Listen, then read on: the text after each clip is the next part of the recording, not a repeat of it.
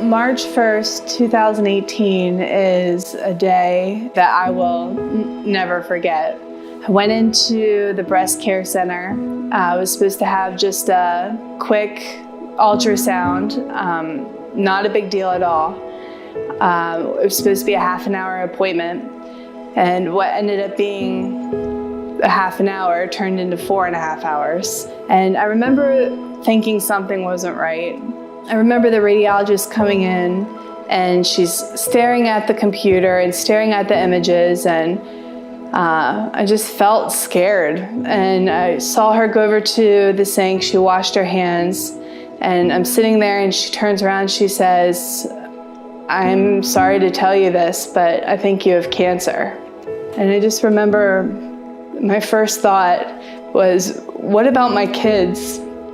You know, at that time, they were 5 and 2 years old. I also thought, what about my husband, Chris? I'm not ready to leave this earth, you know, and leave them with no mom or with no wife.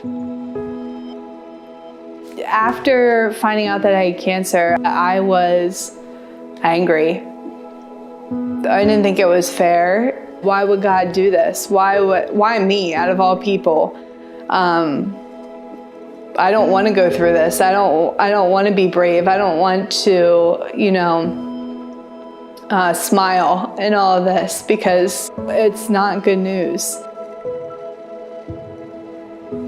I knew that this was something I was going to overcome, but I knew that there was 2 paths that I could choose. One was going down the path of cancer consuming my life, defining who I was, or I could choose the other path and know that God is in control of all this, and He's going to give me a supernatural joy. I can't change my circumstance in all of it, but I can change the perspective of it and fly. And to be honest, I feel like I have gone that path and I'm rocking it. And I remember there were certain points where I'd be washing the dishes, or, you know, in the shower, or, you know, cleaning up or doing laundry, and, you know, I just would start bawling and tears would just come down, and I could feel God's presence in all of this. And He laid on my heart that this is going to be okay, that His hand is in all of this, and I just need to trust in Him. I am still fighting. I have chemo until April, and then another big surgery planned after that.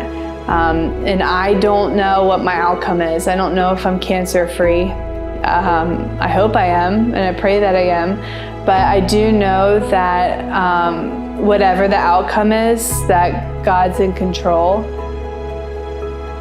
I definitely feel that this experience has brought me closer to God in all of this. It's giving me that supernatural joy that is only from God. And I am definitely not the same person. My family has changed as well. It's awesome. Chris and I have been at Wrightsville Assembly of God for 3 years. And I can honestly say that every single one of you have been family to me. This is the first time in my life that I literally feel lifted by people's prayers. So I just want to thank Wrightsville and thank each one of you for being there by my side and praying for me and crying with me and hugging me and getting me through some of that. It's been everything to me. There's one thing that I've learned throughout this journey, that God is faithful. Whatever mountain that you have in front of you that just feels like it's crumbling, or whatever problem that you're going through that feels hopeless, God is there to be with you, and He is for you, and He will never let you go.